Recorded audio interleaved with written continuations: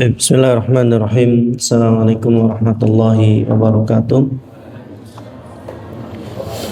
Innal hamdalillahi nahmaduhu wa nasta'inuhu wa nastaghfiruhu wa natubu ilaih. Wa na'udzu billahi min shururi anfusina wa sayyiati a'malina.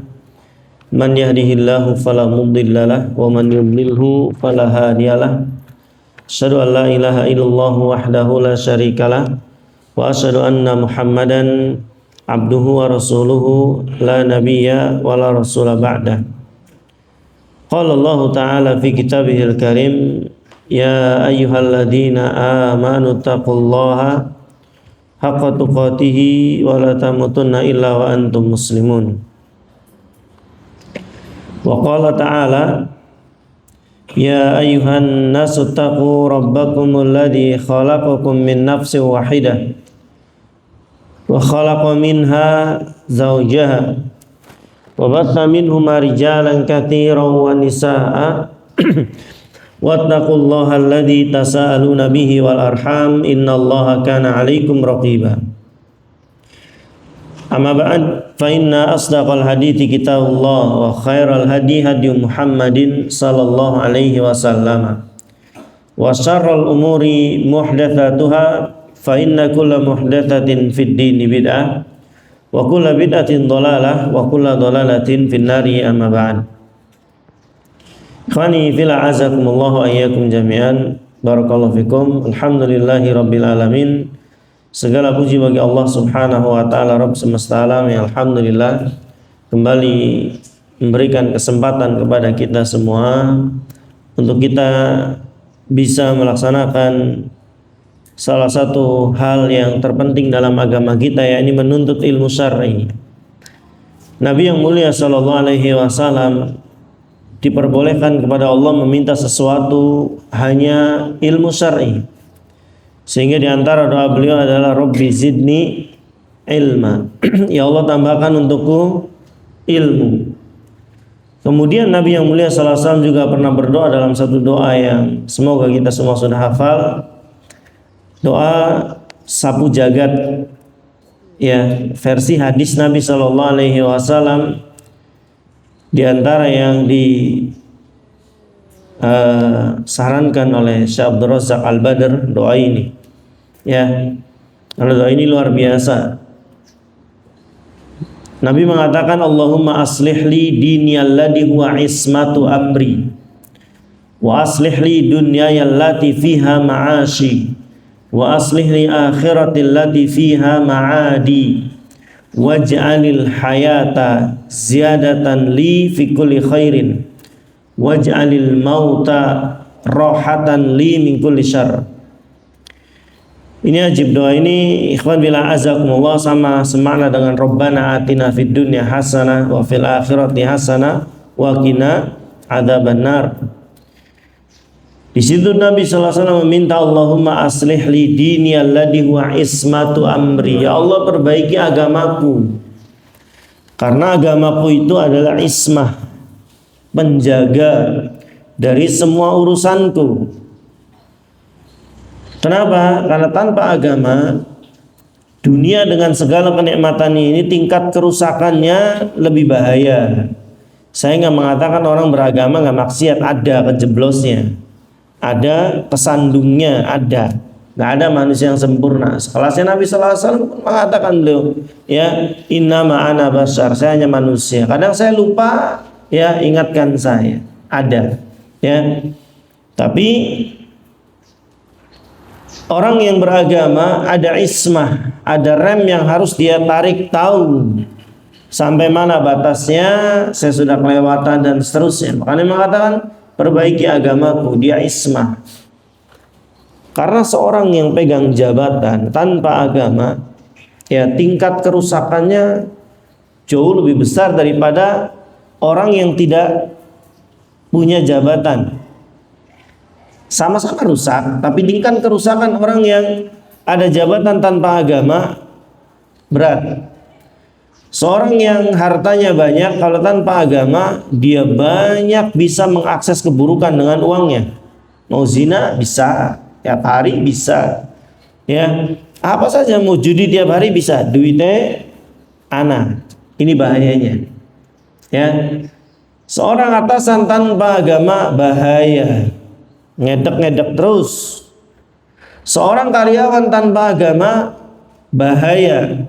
Memodoh atasannya terus. Ghish dan seterusnya. Semuanya.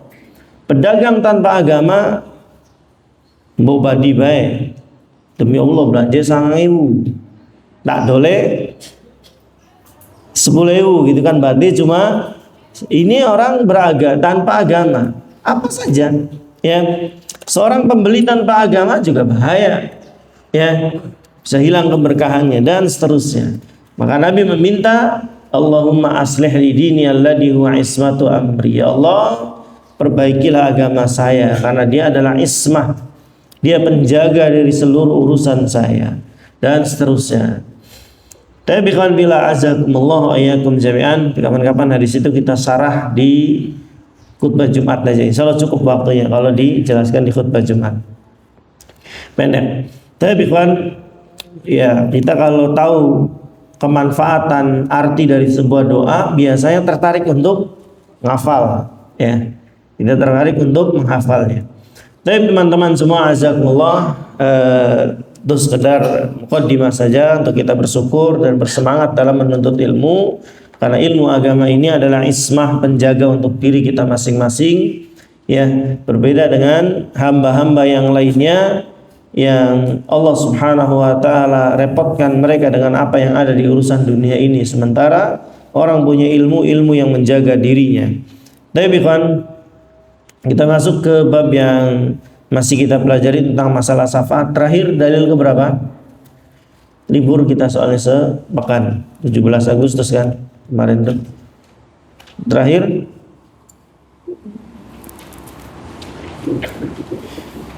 dalil ke berapa? 5 seingat saya ya. Dalil ke-5.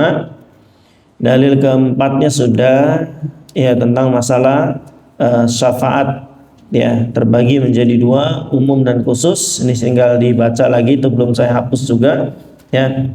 Lalu ikhwan bila azakumullah, kita masuk ke dalil yang ke-5 dari apa yang beliau bawakan. Bismillahirrahmanirrahim. Qala al-muallif rahimahullah taala, wa qalillahi ta'ala qul ud'ul ladina za'amtum min dunillah ma yamlikuna mithqala dzarratin fis samawati wala fil ard wa ma lahum fihima min syirk wa ma lahu minhum min dhahir wa la tanfa'u syafa'atu indahu illa liman adina lah hatta idza fuzzi'a an qulubihim qalu madza qala rabbukum ya qaulul haqq wa huwa al-aliyyu al-kabir ya. Ikhwani fillah azakumullah, ini dalil yang beliau bawakan tentang 4 kategori sosok yang dia itu bisa ngasih manfaat. Harus punya 4 ini ya. Tanpa 4 ini, kalau 1 dari 4 syarat ini nggak ada, maka dia tidak bisa ngasih manfaat, ngasih pertolongan, ngasih bantuan, nggak bisa ya. 4 itu Allah rangkum dalam 1 ayat ini. Lihat kata Allah, qul ud'ul ladzina za'amtum min dunillah ya. Katakanlah seluruh mereka yang kamu anggap sebagai Tuhan itu, coba panggil, kata Allah, panggil mereka semua ya, mau malaikat, mau jin atau mau manusia, baik soleh ataupun tidak, panggil mereka semua, kata Allah ya. Qul ud'ul ladzina za'amtum min dunillah, serulah mereka, panggillah mereka semua yang kalian sembah selain Allah, la yamlikuna mithqala dzarrah. 1 ya, mereka tidak memiliki apa? Kuasa seberat dzarrah di langit maupun di bumi ya. Wala fil ard wa ma lahum fihi ma min syirk ya, dan mereka tidak mempunyai andil dalam penciptaan alam semesta. Mereka nggak ikut bantu waktu Allah bikin langit, mereka nggak ikut bantu. Waktu Allah bikin bumi, mereka juga nggak ikut membantu. Mau malaikat, mau jin, mau manusia, nggak ada yang bantu Allah Subhanahu wa taala. Kenapa ikhwan? Fila azakumullah, Ya, karena mereka semua belum diciptakan, belum ada langit dan bumi. Allah sudah takdirkan takdir seluruh makhluk juga. Ya, ini yang kedua. Wa ma lahu minhum min dhahir, kata Allah. Ya, lalu dan mereka sama sekali tidak ada di antara mereka menjadi pembantu bagi Allah. Artinya mereka waktu itu nggak ikut menciptakan, nggak ikut membantu, ya. Dan Allah terakhir katakan wala tanfa'us syafa'atu indahu illa liman adinalah. Dan tiadalah berguna syafaat di sisi Allah kecuali bagi orang-orang telah diizinkan memperoleh syafaat itu. Maka dari sini para ulama mengatakan Allah menyebut 4 kategori, ya, sosok yang bisa memberinya manfaat. 1, ya, sosok tersebut adalah dia bisa mencipta. Sekarang ada nggak yang bisa mencipta selain Allah? Jawabannya tidak ada. Yang kedua, di sini Allah katakan, ya, dia memiliki saham, nggak ikutan pun kalau ada sahamnya dia berhak.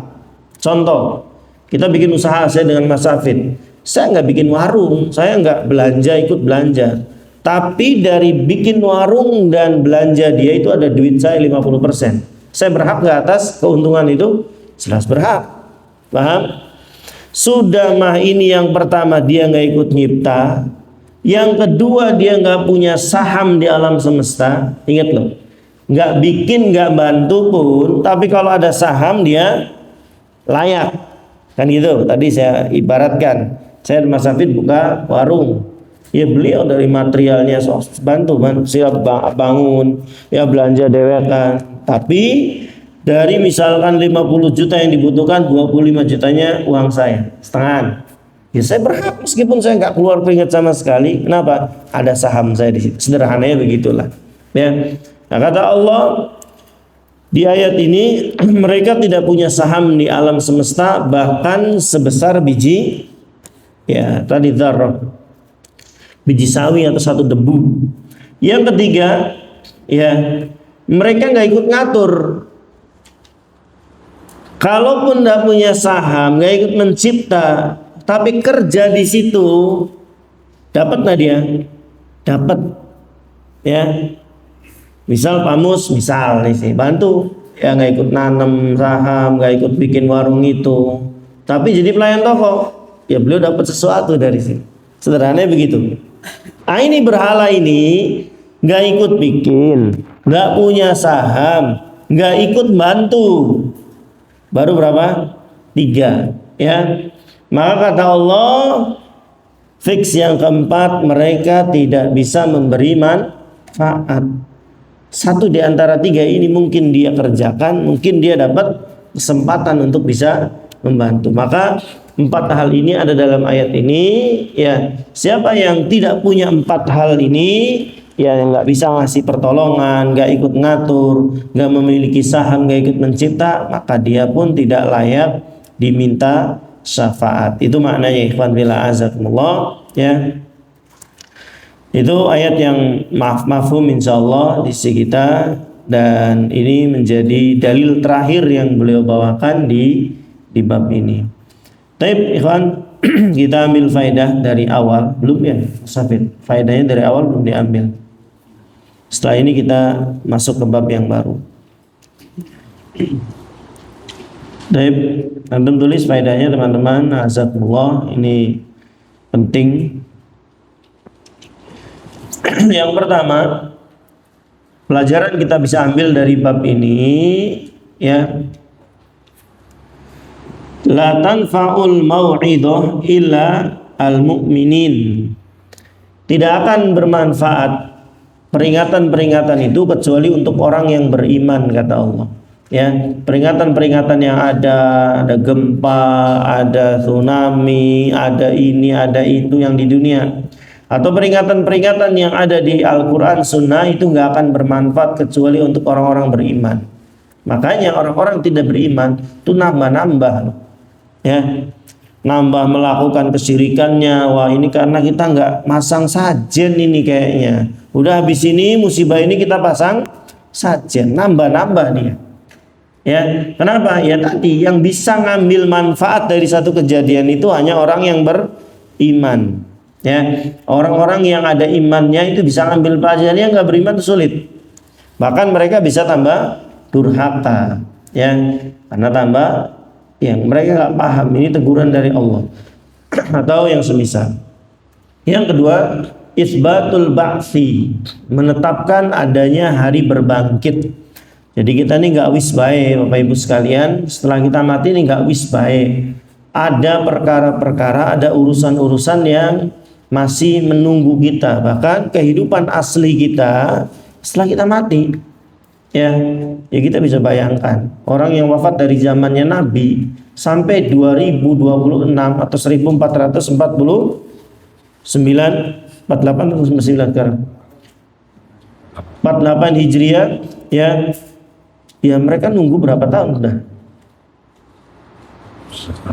14 abad ya, Masya Allah, 14.000 tahun. Iya benar kan? Ya 1.400 tahun, 14 abad. Masya Allah. Ya, itu dari zaman Nabi, bukan dari zaman Nabi Adam ke kita sekarang. Ya dari zaman Rasulullah. Ya artinya lama. Sementara di dunia ya 60 sampai 70 tahun. Maka ikhwan fillah azakumullah, itu bukti nyata lah. Ya, mungkin maksar dan seterusnya kita imani, tapi tidak bisa kita indra. Tapi ada orang-orang yang bisa kita indra, bisa kita lihat. Oh dia di sini sudah sekian tahun, kakek kita, nenek kita, sekian puluh tahun di situ gitu kan? Ya, ini menunjukkan juga ikhwan fillah azakumullah, ya kelak ada hari berbangkit, dan ini wajib diimani, ya adanya hari berbangkit. Yang ketiga, nafyus syafaati illa bisyurutiha. Syafaat ini akan bisa bermanfaat atau tidak akan bisa bermanfaat syafaat ini kecuali dengan syarat-syarat yang ada. Tidak akan bermanfaat syafaat ini kecuali dengan syarat-syarat yang ada. Syaratnya sudah kita jelaskan, ada berapa kemarin? Syarat-syarat orang mendapat syafaat dan memberi syafaat. Bismillah. Yang pertama apa syaratnya? Seorang yang bisa ngasih bantuan dan diberi bantuan, syaratnya apa? Satu, dia diizinkan Allah. Yang ngasih dan yang dikasih dapat izin dari Allah. Yang kedua, diridhoi oleh Allah dua-duanya. Yang ngasih dan yang dikasih dapat ridhonya Allah. Allah meridhoi fulan ngasih, Allah meridhoi fulan dikasih. Yang ketiga, syarat mutlak, dia harus ahli tauhid. Ya, dia harus mati dalam keadaan Islam. Ketika tidak ada, maka tidak bisa. Ya, ini syarat yang mutlak. Jadi 3 syarat seorang bisa mendapat bantuan di akhirat nanti. Bantuan dari siapa? Ya terserah, dari semua sudah kita tuliskan itu, entah dari Nabi, entah dari kaum muslimin, entah dari orang yang sholat jenazah, entah orang yang ziarah kubur. Kan ziarah kubur juga doain kita ketika kita datang. Apa doanya? Ini juga menunjukkan bahwa yang butuh itu mereka, bukan kita. Ya, yang butuh doa itu adalah mereka. Mereka udah nggak bisa sholat, nggak bisa puasa, nggak bisa zakat. Kita doakan. Makanya Nabi doanya apa? Assalamualaikum. Keselamatan untuk kalian ahla diyar, wahai penghuni kuburan. Kan gitu. Ya. Dan seterusnya, menunjukkan bahwa yang butuh doa itu mereka dari kita, didoakan. Ya, juga ada kisah sebagaimana Nabi SAW informasikan bahwa ada seorang yang disiksa oleh malaikat, lalu tiba-tiba berhenti dari siksaannya. Kenapa? Ya ternyata ada yang mendoakan di dunia. Ya sedang ada yang mendoakan, berhenti dari siksaan ini. Menunjukkan ikhwan fillah azakumullah, yang butuh itu mereka, kepada orang masih hidup kita pun sama nanti. Jadi jangan dibalik kita yang minta doa mereka. Ya, itu yang keberapa? Ketiga. Yang keempat, ya, ta'addudus syafaati.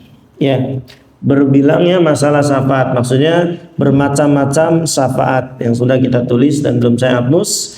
Ada syafaat dari tempatnya, ada di dunia, ada di akhirat. Ya, dari segi tempat, ya, ada di dunia dengan syarat-syarat yang sudah kita tentukan, ada syafaat di akhirat juga ya dibagi menjadi dua. Ada yang sifatnya umum, ada yang sifatnya khusus. Ya, tinggal dibaca lagi. Yang kedua, yang kelima, anna syafa'ata milkun lillahi fala tanaluhu ahadun illa biidnihi subhanahu wa ridahu anil masfu'i lahu. Sesungguhnya syafaat ini murni milik Allah asalnya milik Allah, ya. Tidak akan bisa didapat oleh siapapun kecuali dengan izin keridhaan, ya, dari Allah Subhanahu wa taala untuk orang yang diberi dan yang memberi tentunya. Sudah, ini mudah insyaallah. Jadi syafaat ini asalnya milik Allah. Yang ketiga, itsbatul ba'tsi, menetapkan hari berbangkit. Ini sudah, nggak usah ditulis. Ya, karena satu bab ini karena ayatnya mirip-mirip atau yang semakna, maka biasanya fawaidnya juga sama. Jadi yang sudah jangan ditulis lagi nanti. Tapi fawaid selanjutnya, pelajaran selanjutnya, ya, itsbatu khamsati asma'in min asma'illah, menetapkan 5 nama Allah di antara nama-nama Allah dalam satu surat, dalam satu ayat, maaf, di ayat kursi maksudnya. Di ayat kursi itu ada 5 nama Allah yang maha tinggi. Yang pertama apa? Sebelumnya Bu, sebelum Al-Qayyum, diurutkan coba. Ayat kursi. Yang pertama namanya apa? Allah dulu, kan di situ Allahu la ilaha illa huwa al-hayyu, 2. Allah dulu yang pertama. Yang kedua al-hayyu, terus al-qayyum, terus di akhir wa huwa al-aliyyu al-azim, maha tinggi dan maha besar. Ada 5 nama Allah Subhanahu wa taala dalam ayat kursi. Maka inilah salah satu keajaiban dari ayat kursi yang kata Nabi SAW bertanya kepada Ubay bin Ka'ab, ya Aba Mundir, ya, ayu ayatin a'dhamu fi kitabillah, ayat apa yang paling besar yang ada dalam Al-Quran dari sekian ribu ayat dari Al-Fatihah sampai An-Nas, ayat apa yang paling besar? Beliau mengatakan Allahu la ilaha illa huwal hayyu al-qayyum. Maka Nabi menepuk dadanya dan mendoakan, ya, semoga ya Allah lapangkan dadamu. Jadilah beliau ya seorang ulama besar di kalangan para sahabat Rasulullah Sallallahu Alaihi Wasallam. Nah ini pernah saya katakan pada antum, ayat kursi ini ajib memang. Antum mau potong beberapa bagian dia bisa berdiri sendiri. Antum mau jelaskan potong Allah, bisa dijelaskan itu Allah. Ya, antum mau jelaskan la ilaha illa huwa, antum bisa jelaskan. Antum mau jelaskan al-hayyu, bisa, itu nama Allah. Antum mau jelaskan al-qayyum, bisa. Antum mau jelaskan la ta'khuduhu sinatu wala naum, itu bisa berdiri sendiri. Ya, antum mau menjelaskan lahu ma fis samawati wa ma fil ard. Antum mau menjelaskan man dzalladzi yasfa'u indahu illa bi idni, ya ini bab kita. Ya, tidak ada yang bisa memberi syafaat kecuali dengan izin Allah, sampai akhir. Ada 10 potongan yang mampu berdiri sendiri di ayat kursi ini. Ayat lainnya nggak bisa. Ayat lain nggak bisa. Ya, antum potong nggak ada maknanya. Ya, contoh, antum mau potong alhamdulillah, antum potong alhamdu. Mau diartikan apa alhamdu? Ya, segala puji. Apa? Ya, tapi harus disambung, segala puji bagi Allah. Itu maksudnya. Ya. Atau antum baca ihdinas siratal, ya, mustaqim. Ya, kalau ini bisa, ya, tunjukkan saya jalan lurus. Tapi ada potongan-potongan yang nggak bisa antum jelaskan kecuali dengan ayat yang lain. Apalagi motongnya wail apa tuh di surat yang celaka orang sholat, fawailul lil musallin, ya, celakalah orang yang sholat. Antum butuh tafsiran setelahnya, siapa yang celaka sholatnya, oh ini dan seterusnya. Itu contoh saja. Jadi itsbatu khamsati asma'in min asma'illahi wa hiya Allahu al-hayyu al-qayyum al-'aliyyu al-'azim. Yang selanjutnya tanzihullahi 'anil nu'asi wan naumi li'annahuma min khasa'isil makhluqin ad-dalati 'alan naqs. Faedah selanjutnya mensucikan Allah dari nu'as. dan naum. Nu'as itu apa sih? Ngantuk dan naum, tidur. Ya, ngantuk ini muqaddimah dari tidur, dan Allah suci mensucikan dirinya dari dua sifat tersebut. Ingat ya, ada sifat yang kalau untuk manusia jadi sempurna, tapi kalau untuk Allah, Allah jadi tidak sempurna. Kita manusia tanpa ngantuk, tanpa tidur, jadi manusia yang tidak sempurna. Segera pergi ke dokter, Anda terkena penyakit insomnia, kudu berobat. Jadi jangan bangga saya nggak ngantuk dan nggak tidur. Anda sedang di kondisi berbahaya ya, apalagi sampai nggak tidur. Tidur itu ikhwan fillah azakumullah. Saya baca di satu, lupa saya di mana ya, para tenaga kesehatan itu lebih berbahaya menghadapi pasien yang nggak bisa tidur daripada terkena penyakit tertentu, karena kemana-mana dia ya, kemana-mana, ke tensi, ke tekanan darah, semuanya, dan regenerasi. Makanya Nabi menyuruh tidur awal waktu itu ikhwan ya. Nggak apa-apa antum tangi jam loro nggak bisa tidur lagi, nggak apa-apa, itu saya sering ya, jam 2 jam 3 sudah nggak bisa tidur, sudah sampai sekarang ya. Tapi itu nggak apa-apa, nggak bikin kita lemes. Ketimbang antum tidur malam, tidurnya malam itu lemes.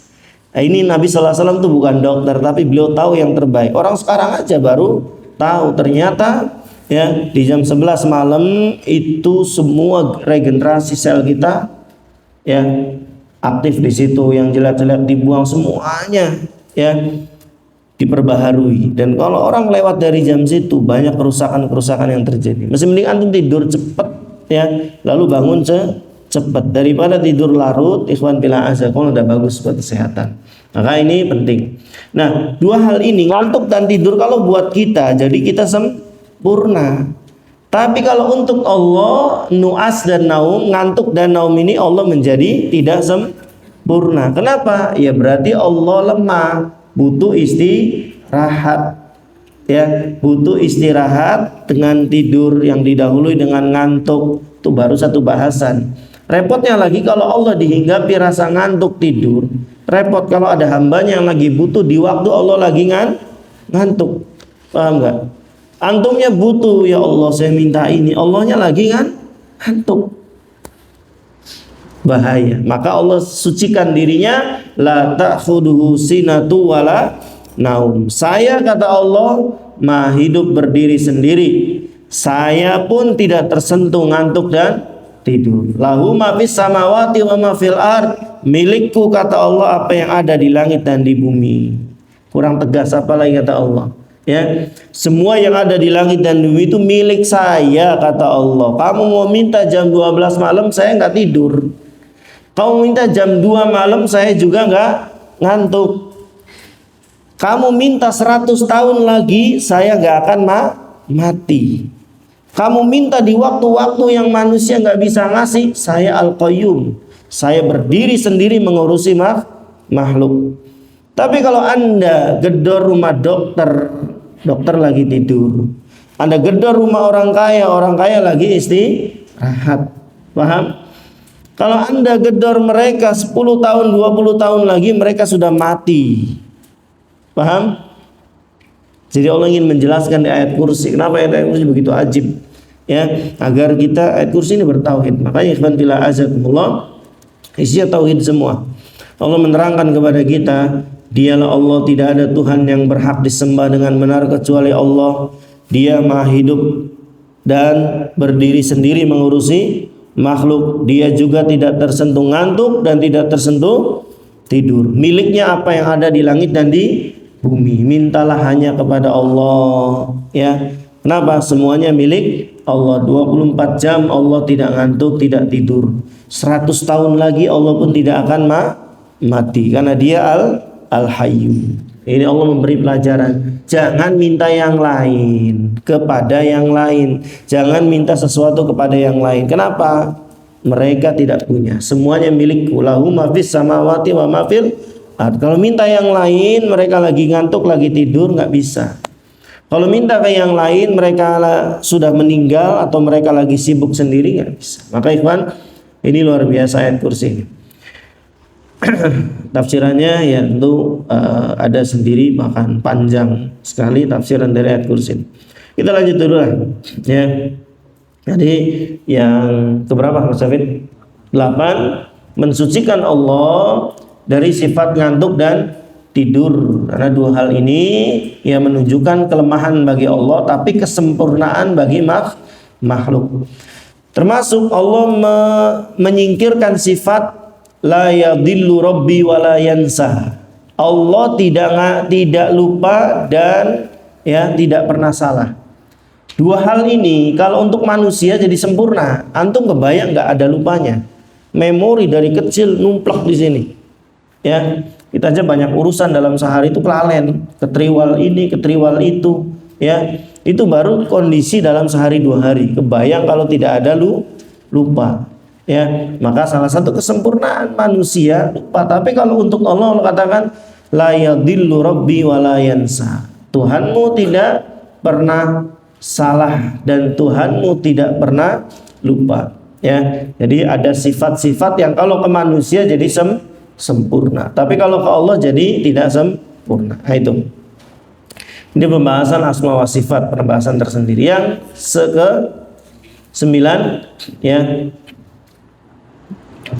8 atau 9? Sekarang 9. Nafyus syafa'ati anil makhluqi istiqlalan biduni idnillahi subhanahu wa ta'ala ya.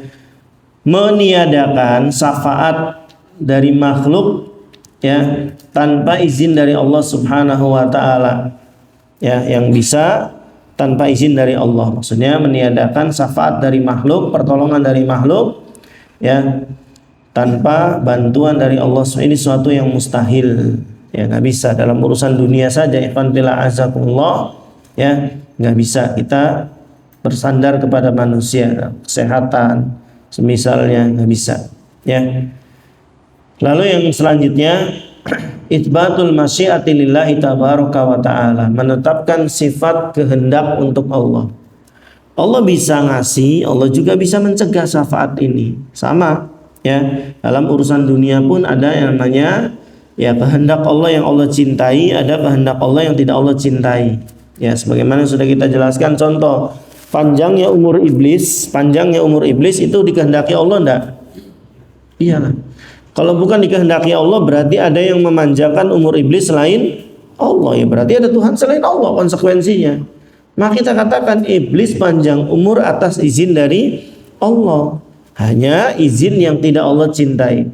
Ada pencuri ya berhasil mencuri dengan izin Allah ya, dia sudah berusaha manjada wajada, sunatullahnya kan begitu ya, siapa yang sungguh-sungguh dia akan berhasil, sunatullahnya udah begitu ya. Maka siapa saja yang menempuh jalannya dia akan sampai pada suatu yang dituju. Pencuri udah ngintai sebulan dan eksekusi malam itu berhasil dengan izin Allah, hanya memang ya tidak Allah cintai. Ini namanya ya suatu kehendak Allah yang tidak Allah cintai, masya Allah yang tidak Allah cintai. Yang Allah cintai ya kita bisa hadir di sini, kita bisa ibadah dan semisalnya. Makanya sering saya katakan ikhwan, dunia ini dengan segala hiruk pikuknya apa saja silahkan, asal jangan sampai menghalangi kita untuk ibadah. Itu saja sudah. Antum mau apapun, mau kerja, mau main bola, mau nanjak gunung, apa saja, asal jangan menghalangi ibadah kita kepada Allah. Ya, antum masih di koridor yang aman. Ya, ini bicara secara umum ya. Ya jangan sampai juga porsi mainnya lebih banyak dari porsi ibadah. Main futsalnya Mas Safid 2 jam, ngajinya setengah jam. Alasannya untuk menjaga kesehatan. Kalau sehat, badannya ibadahnya lancar. Ini namanya talbisul iblis. Terkena was-was dari iblis. Ya. Ikhwan fillah azakumullah, konsepnya tidak begitu. Fattaqullaha mastata'tum, beribadah kepada Allah semampunya. Laksanakan maksimal ya. Setelah tidak mampu baru ya. Dan ikhwan fillah saya ingatkan ya, kondisi-kondisi seperti ini juga menyerang para penuntut ilmu ya. Sibukkan dengan urusan-urusan yang ya sebetulnya kalau mau dikatakan ibadah, semuanya ibadah ada bisa dikaitkan dengan ibadah, tapi masalahnya ada sesuatu yang lebih penting. Kita dicela loh sama Allah teman-teman. Ketika kita ngambil sesuatu yang penting dan meninggalkan sesuatu yang paling penting, lebih penting, itu dicela. Atas tabdiluna alladhi huwa adna billadhi huwa khair. Apakah engkau mengganti sesuatu yang lebih baik kepada yang baik? Saya masih lihat ada beberapa dari kajian saya pada subuh, ya. Pada subuh tuh langsung selesai zikir ringan, ya, zikir pada sholat maksudnya, kita langsung ceramah. Ada saya lihat jemaah masih zikir pagi petang. Zikir pagi petang sunnah, ikhwan. Menuntut ilmu hukumnya wajib. Mana yang didahulukan? Dengarkan. Bukan saya mau didengarkan, bukan itu masalahnya. Allah mengancam, Allah mengkritik atas tabdiluna alladhi huwa adna billadhi huwa khair, kata Allah. Apa engkau mengganti sesuatu yang lebih baik kepada yang baik? Antum lagi baca Quran, ngerti satu hurufnya itu diganjar 10. Bersamaan dengan antum lagi baca Quran, ada suara azan. Saya tanya, asalnya azan dengan baca Quran lebih utama mana? Ya baca Quran yang kalamullah dengan kalam manusia. Jelas baca Quran. Tapi di titik itu, di menit itu, yang lebih utama adalah menjawab azan. Simpen dulu Al-Quran, stop dulu bacaannya, jawab azan. Karena waktu saat itu yang terbaik adalah menjawab azan. Setelah itu silakan lanjutkan lagi. Paham? Inilah, jangan sampai atas tabdiluna alladhi huwa adna billadhi huwa khair. Apakah dia meninggalkan sesuatu yang lebih baik kepada yang baik? Ini bukan yang buruk loh. Sudah Allah kritik dalam surat Al-Baqarah. Apalagi mengganti sesuatu yang lebih baik kepada yang buruk. Paham? Jangan. Ya. Maka ikhwan bila azakumullah, apa saja perkaranya, jangan kita sampai kena talbisul iblis. Antum sholat malam saya iya jam 1 sampai jam 4. Toli subuhnya tangi jam 8. Ya, saya nggak bilang sholat malam itu baik apa buruk, baik jelas. Tapi kalau kewajiban pada akhirnya terbengkalai karena sesuatu yang sunnah, ya dosa antum, kena talbisul iblis, ya. Itu. Jadi ikhwan bila azakumullah, ini hati-hati kondisi-kondisi begini. Baik. Jadi menetapkan adanya sifat masyiah, kehendak untuk Allah, baik kehendak yang Allah cintai ataupun kehendak yang Allah tidak cintai. Ya. Yang kesekian, karena ngitungin ya, antum lanjut aja. Isbatus syafaati biidnillahi lisyafi'. Menetapkan syafaat harus dengan izin Allah untuk yang memberi syafaatnya.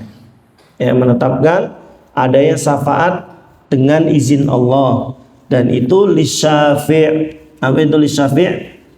Untuk yang memberi syafaat, dikasih izin. Yang selanjutnya isbatul kursi lillah. Menetapkan kursi Allah Subhanahu wa taala.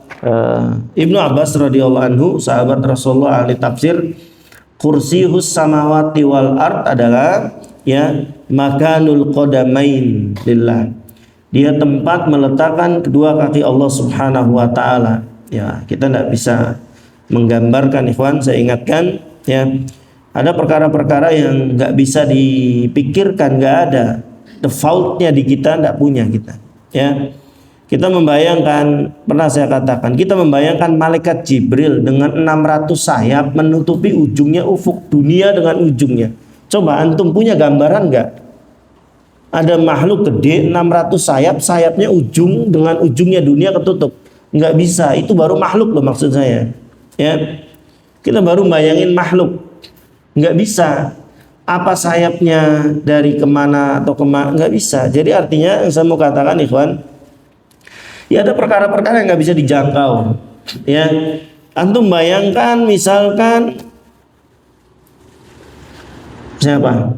Suatu yang nggak antum tahu. Ya, anak saya mungkin yang keempat, ya antum nggak tahu, mungkin muncul bocah, tapi ya bukan itu. Kenapa? Ya karena kita hanya bisa membayangkan sesuatu yang sudah pernah kita lihat. Ya, antum sekarang suruh bayangin duren, sedetik juga muncul gambar duren. Kenapa mudah? Ya sudah pernah lihat, kan gitu. Jadi memori kita ini terbatas ya. Menjangkau makhluk aja nggak bisa.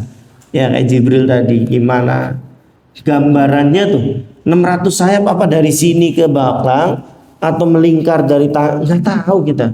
Udah gitu segede dunia, segede ya ufuk sadal ufuk kata Nabi, ujungnya dunia dengan ujungnya dunia, bukan bumi loh. Ya, ujungnya dunia dengan ujungnya dunia tertutup oleh sayapnya malaikat Jibril ketika dia muncul di Sidratul Muntaha dengan wujud yang asli.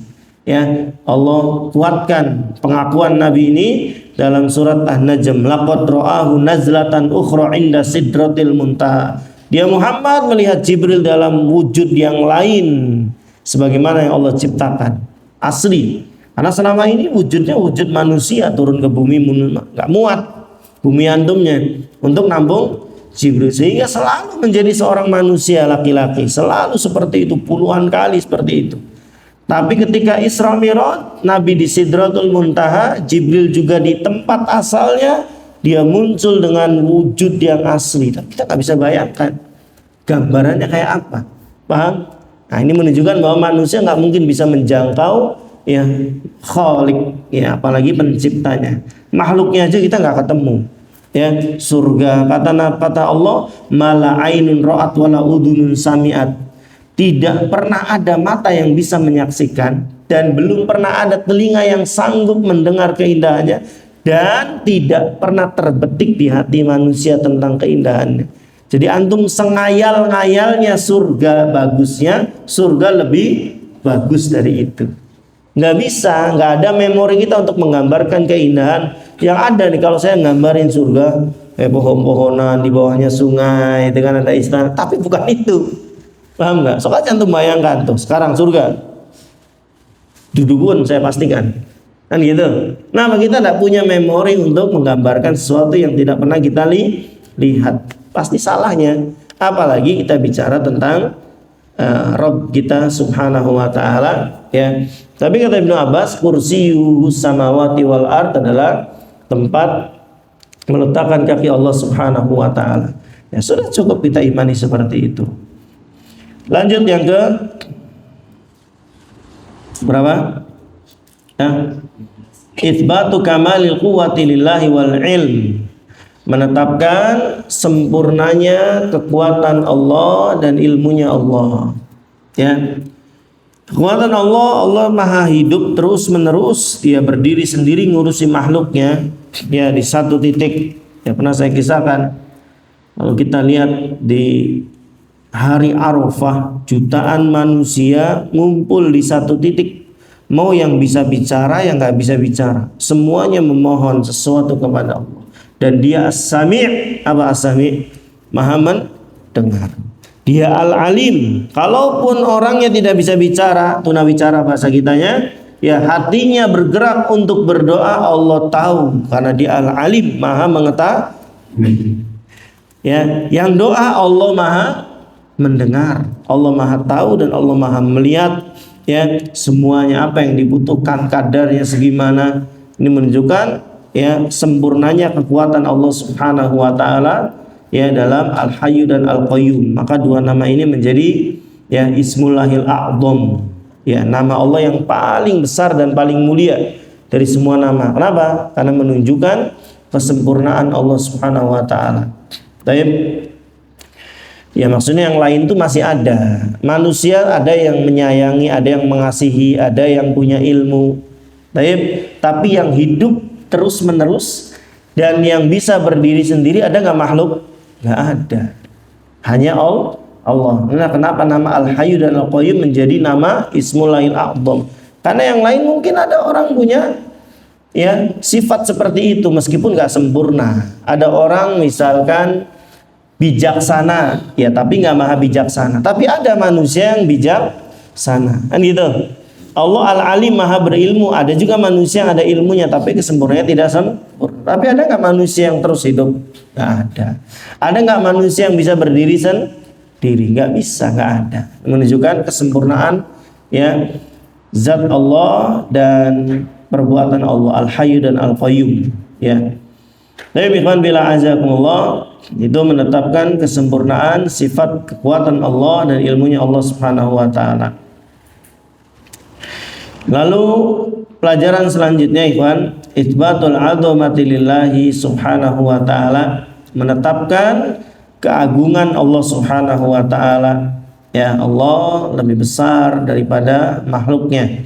Bahkan makhluknya Allah lebih besar daripada langit dan bumi. Kursiyuhus samawati wal ard. Kursinya Allah yang meliputi langit dan bumi, lebih besar daripada ya langit dan bumi. Jadi makhluk yang paling besar apa? Kursi atau arsy-nya Allah? Arsy-nya Allah. Makhluk yang paling besar ulama sepakat adalah arsy-nya Allah subhanahu wa ta'ala, ya. Dan Allah subhanahu wa ta'ala di atas, meninggi di atas arsy Allah subhanahu wa ta'ala. Baik, lanjut. Itsbatu anna samawati jami'an maskunatun bil malaikah, menetapkan bahwa 7 lapis langit semuanya ditempati oleh para malaikat. Ya, malaikat tersebar di seluruh penjuru langit, dan ini ditemui oleh Nabi sallallahu alaihi wasallam ketika beliau Isra Mi'raj. Bahkan ada malaikat penjaga pintu langit yang semua harus izin ke dia. Ya, termasuk malaikat-malaikat yang pembawa ruh yang mau dinaikkan, ya nanti mereka izin dulu kepada penjaga langit ini, malaikat penjaga langit, untuk dibukakan. Lalu mereka bertanya, ruh siapa ini? Baunya harum, bagus ruhnya, kata malaikat penjaga langit. Maka malaikat-malaikat yang bawa ruh kita nanti mengatakan fulan bin fulan, ya, panggil nama kita, ini fulan bin fulan, dan seterusnya. Terus bahkan sampai di Sidratul Muntaha. Kita menetapkan sungguhnya di langit-langit itu semuanya maskunatun bil malaika. Di dalamnya ada malaikat-malaikat yang tinggal, ya. Apa saja aktivitas mereka sesuai dengan perintah Allah. Ada yang bertasbih, ada yang bertahmid, ada yang bertahlil, ada yang menurunkan hujan, ada yang nyabut nyawa malakul maut, ya tugasnya nyabut nyawa, ya begitupun dengan malaikat Jibril alaihi salam, dan seterusnya. Lanjut, ikhwan billah azakumullah, yang berapa sekarang? 16. Itsbatu syafaati bisyartaini huma. Ini sudah menetapkan syarat syafaat, enggak usah. Ini sudah. Ini yang tadi saya katakan kadang terulang. Enggak apa-apa. Selanjutnya itsbatu sifatil masyiah, ini juga sudah tadi yang di ini ya, menetapkan sifat kehendak bagi Allah, ini sudah. Itsbatu sifati ridho lillahi azza wa jalla, ini belum. Menetapkan sifat ridho, Allah bisa meridhoi dan Allah bisa memurkai, ya. Allah punya sifat ridho, ya. Allah kalau sudah meridhoi seorang hamba, Allah panggil malaikat Jibril nanti. Jibril, saya sudah mencintai, meridhoi fulan, ya, kamu juga cintai dia. Maka Jibril mengatakan, saya cinta kepada fulan. Jibril panggil seluruh malaikat karena dia pemimpinnya malaikat. Nih perhatikan, kenapa ikhwan? Orang tidak terkenal di dunia seperti Uwais Al-Qarni, tapi kalau Allah sudah cinta, namanya di langit dan di bumi jadi terkenal. Sering kan saya ingatkan, dia itu sendirian loh, berbakti kepada ibu sendirian kan, nggak dilihat siapa-siapa. Bahkan ketika dia gendong anak sapi sampai gede pun nggak ada yang tahu tujuan dia gendong anak sapi, ya. Ketika dia gendong ibunya dari Yaman ke Mekah, bolak-balik antara ribuan kilometer di padang pasir, nggak ada yang tahu. Tapi inilah ikhwan, kalau Allah sudah mencintai seorang, namanya itu biar Allah yang boomingkan. Allah kalau cinta, kata Nabi SAW pada seorang hamba, maka dia panggil Jibril. Jibril, saya mencintai fulan, cintai fulan. Jibril mengatakan, saya cinta fulan. Panggil seluruh malaikat yang ada, saya cinta Allah, cinta fulan, saya cinta fulan, kalian harus wajib cintai fulan. Maka seluruh malaikat yang jumlahnya nggak diketahui mencintai fulan. Apa yang terjadi setelah itu? Dijadikan seluruh bumi cinta kepada fulan. Dan tidak perlu istilahnya apa? Apa istilahnya kalau orang menonjolkan diri sendiri tuh untuk dapat pengakuan?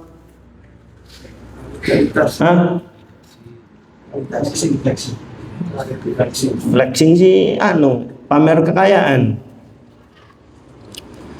Ya begitulah. Wah, saya bisa begini, pencapaian saya begini, ya saya begini, ya mungkin sebagian dai saya ngisi di sini, Sesekali tidak masalah untuk membuktikan siapa kita, alur ilmu kita dari mana, tidak masalah kalau memang dibutuhkan.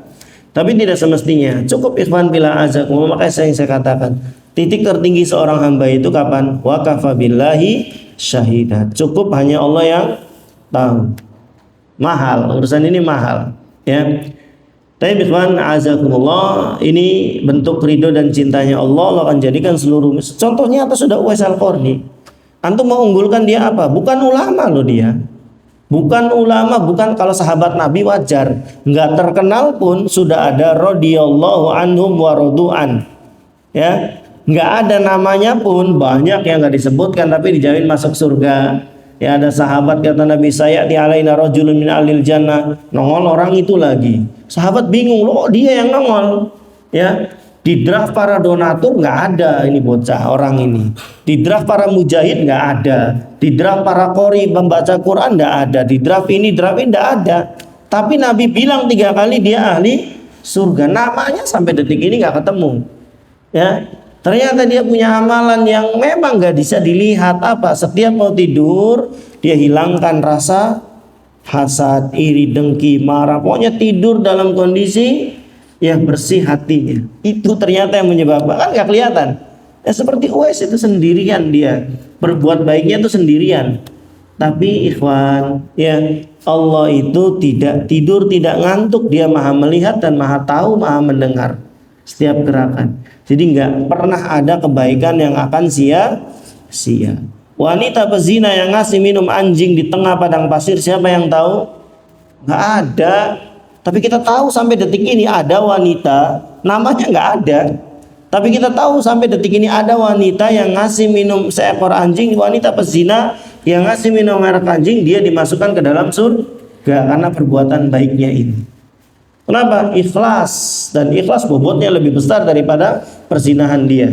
Paham? Itu jangankan terusan, kok berzina masuk surga? Tingkat keikhlasan dia ketika memberi sesuatu kepada yang lebih rendah itu menyebabkan pahala dia membengkak besar. Inilah yang kata para ulama, rubba amalin sahirin yukaddimuhu binniyah. Amalannya kecil, pahalanya besar karena memang tingkat keikhlasannya juga besar. Paham? Allah maha pemurah, Allah maha penyayang, dan Allah maha besar karunianya. Itu tidak perlu pusing. Untuk pezina masuk surga gimana? Bukan pezinanya yang saya bela, sendiriannya dia mampu berbuat baik ini yang mahal. Paham? Kesendirian dia berbuat baik tanpa ada keinginan sesuatu, ini yang mahal. Ini yang dibayar oleh Allah Subhanahu wa ta'ala. Jadi ikhwan bila azau, tidak ada kebaikan yang sia-sia dalam agama kita. Paham? Sehingga kapanpun dimanapun jangan pernah takut berbuat. Sudah, orang nggak balas nggak masalah, nanti balas saya untuk yang lain, ke saya, kesehatan saya, keluarga, dan seterusnya. Itu prinsip kita dalam hidup supaya enak, ya. Kenapa? Kalau berbuat baik karena manusianya nggak sesuai dengan apa yang kita harapkan, gelendeng akhirnya. Itu tulung-tulung mentung lah, itu tahu terima kasih, itu ucapan-ucapan yang nggak seharusnya keluar dari kita. Kenapa? Ya karena asalnya kita berbuat baik untuk diri kita. Kata Allah, in ahsantum li anfusikum. Kalau kamu berbuat baik itu hakikatnya kamu lagi berbuat baik kepada diri sendiri. Paham? Nah, ini prinsip dalam hidup teman-teman, azakumullah. Jadi mencari keridhaan Allah itu mudah. Seperti Uwais Al-Qarni sudah waqafa billahi, Allah melihat saya kok. Nyatanya apa? Booming namanya sampai detik ini. Ya, di langit terkenal namanya. Di bumi, ya buktinya sampai sekarang udah 14 abad orangnya meninggal, ya, tapi namanya masih ada sampai sekarang. Seorang yang namanya Uwais Al-Qarni, bukan sahabat Rasulullah, bukan ulama, kan itu, nggak ada karyanya. Imam Syafi'i nggak kita kenal, tapi ada sesuatu yang bisa kita terhubung dengannya lewat karyanya. Karyanya Uwais Al-Qarni apa? Nggak ada. Karyanya satu, dia berbuat baik dalam kesendirian. Wa kafa billahi syahida. Mungkin tidak ada CCTV, tidak ada bos yang melihat, tapi kalau antum berbuat baik, kembali ke antum kebaikan itu, yakin sudah. Ya, bahkan ada bos yang lihat, nggak ada atasan yang lihat, dia ada CCTV, tidak perlu seperti itu seorang muslim. Ya, dia mau berbuat baik saja, dan Allah akan balas kebaikan ini dengan yang lebih besar daripada apa yang diusahakan oleh manusia. Seperti wanita pezina tadi, berat apa ngasih minum seekor anjing, nggak besar, tapi pahalanya jadi besar. Karena apa? Bobot ya ketulusan dia menolong hewan tersebut. Meskipun hewannya najis, nggak ada urusan. Perbuatan baik ini yang Allah ganjar. Siapa yang dikasih kebaikannya nggak ada urusan, mau orang gila kayak ya semisalnya ya. Itu urusan yang prinsip dalam hidup kita, ikhwan, agar jangan takut kita untuk berbuat baik. Baik, kita lanjut dulu, masih ada beberapa, nanti waktunya habis. Depan insyaallah kita pindah bab. Sebentar saya ambil yang penting-pentingnya. Ini sudah isbatus sifati bilillah, ini sudah isbatus sifatil qaulillah, ini juga sudah isbatus ismain, menetapkan dua nama Allah, Al-Ali, Al-Kabir, ini juga sudah. Sebentar. Baik, habis ikhwan. Ada lagi faedahnya. Ya, faedah dari kitab Al-Jadid ini sudah selesai kita bacakan semua. Tapi pekan depan kita pindah ke bab yang baru ya, tentang tidak ada yang bisa memberikan hidayah kecuali Allah Subhanahu wa taala. Ini bab yang bagus ya.